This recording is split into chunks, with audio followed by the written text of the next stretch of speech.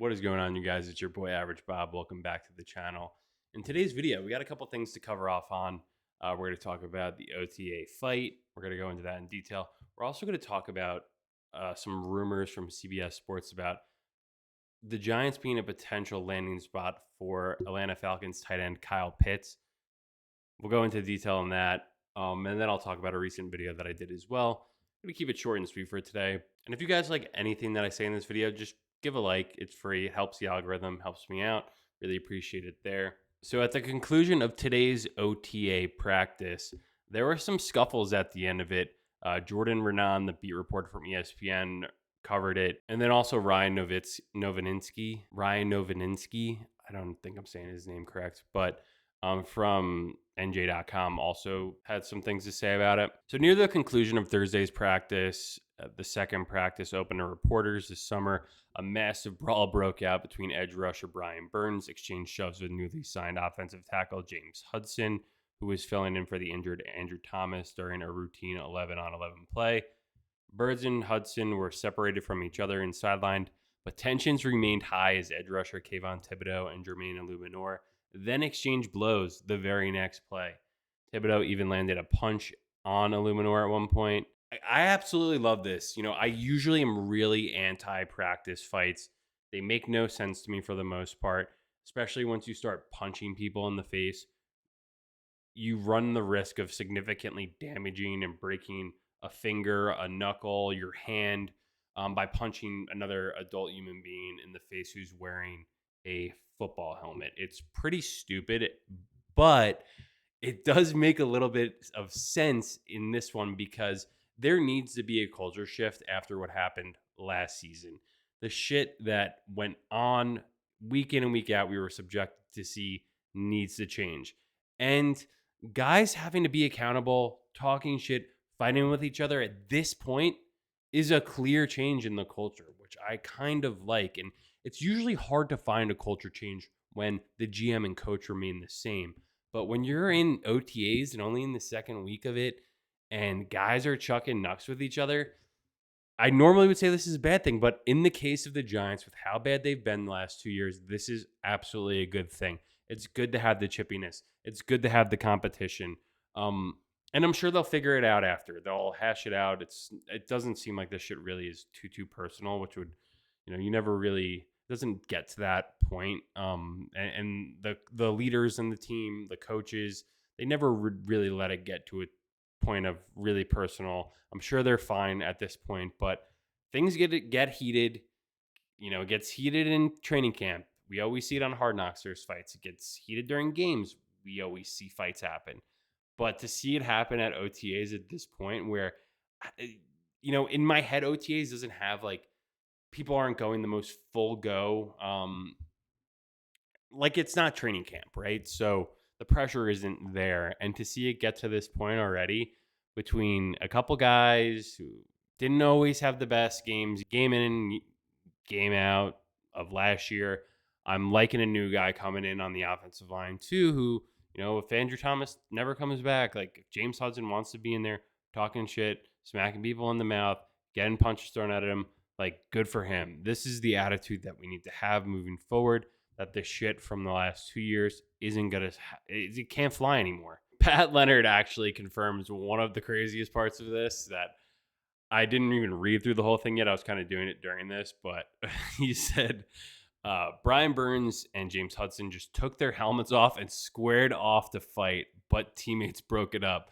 And then that's the point where Kayvon Thibodeau punches Jermaine Illuminor's helmet off on the next snap. Hudson rushes the field, shoves Thibodeau, and Burns and Hudson tackle each other. Okay, I mean, that's not the best thing for your culture, but, this is what happens. This is, at any level. Look at an example of Remember the Titans when the two guys are fighting and get left side, strong side, through adversity, through these tough times as a team.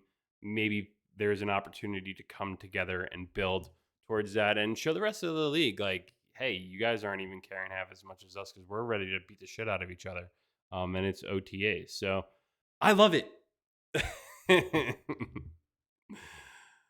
Especially when you're 3-14 the year before, this is how you reset I'm sure, it does get annoying though. Like, I don't want to see it spill into the next practice. That's probably, if I was a coach on this team, that's what I would tell the guys. Like, let's leave it there today, have the mutual respect for one another, and let's move on and continue to get better. We can't have fucking guys breaking their hands on each other's helmets, or in this case, sounds like helmets actually were off, which is kind of awesome. And it's funny that we actually had reporters there for only the second practice that we're allowed for this to unfold. So I'm for it. I'm for it. Next up, we have a ridiculous rumor coming from CBS Sports about the Giants named as a potential trade partner for former first round pick Kyle Pitts. I don't know what I make about this one. I think if you guys are like me and you love playing fantasy football, you always see Kyle's name come up at the top of a tight end draft board, and how is he possibly going to hurt us? So I think for a lot of people, there's a negative connotation, and rightfully so, to Kyle Pitts' name.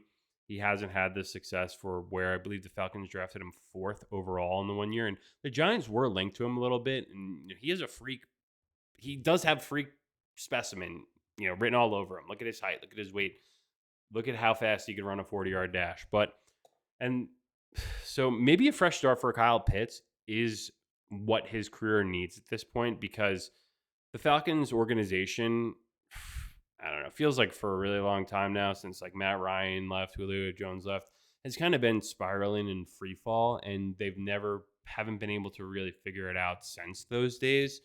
So a fresh start for Kyle Pitts could be something that's good for him and good for the team as well. So they could get a little bit, possibly some draft capital in trading him and move on from him. The Giants are absolutely not that team that should do that. And here's why. We already have 4 tight ends. There's Theo Johnson coming back off injury. Daniel Bellinger, my boy, I'm a belly bro.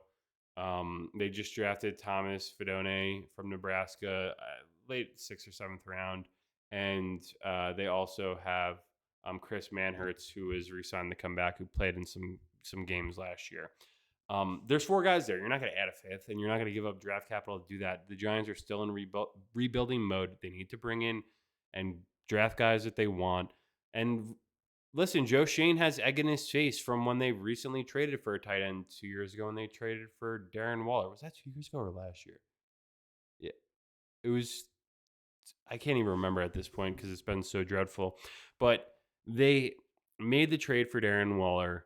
They gave up capital to do it. He was at the end of his career, and he's been since retired. But he actually looked decent when he was healthy. But the problem was, for the durability at this point in his career, just didn't exist anymore. Which is unfortunate, and it happens to everyone who plays long enough. You either get to go off on your own accord, or you're just eventually just hurt into oblivion, and then you retire. But my point is, with that, Joe Shane has egg in his face from doing that for a veteran at the end of his career guy, trading for a tight end, giving up capital to do so. I don't think doing that again for someone like Kyle Pitts, who's still relatively unproven in this league, and I don't think is a good fit for what this offense does. I think we should be building with the guys that we currently have in the room, unless they were going to give up. You didn't have to give up much at all. Then I wouldn't consider doing it. And I don't even know, like, is Kyle Pitts even like a tight end? I feel like they line him up a wide receiver. They always, before every single season starts, they're always just like, hey, he's going to play more wide receiver this year. It's like, you're either a tight end or you're not. So what is he? I don't know, but I know for sure is I don't want to see him playing for the Giants next season or give up anything for that to do so. Next up, I did release a video earlier in the week about Kadarius Toney, who played for the Giants for only 12 games. It's a pretty fun video. I kind of talk about the wasted potential that he had. So if you're here and you're up to this point in the video and you haven't watched it yet, maybe give it a shot. I think it was one of the better revisiting Giants careers video that I have done at this point. So I really enjoyed it. Maybe it's something I might do a little bit more of. I want to talk about Victor Cruz in a comprehensive format, and I think that would probably be the next one that I do. But if you guys watch that video and you've watched one about Odell, the 2022 Giants, the 2008 Giants, some other ones, like, let me know what you guys think. I would love to do stuff that you guys want to see and come back for. Here we go as OTAs continue to progress. Hopefully there's a lot less fights. But I think it's good for shifting culture. I don't want to see any dumb trades going down right now unless it's possibly bringing in another wide receiver across from elite neighbors. And yeah, if you haven't seen my video about Kadarius Toney, give it a view. Check it out, please. Really appreciate it. This is Average Bob. Thank you guys for watching. Have a great rest of your day, rest of your week. Average Bob out.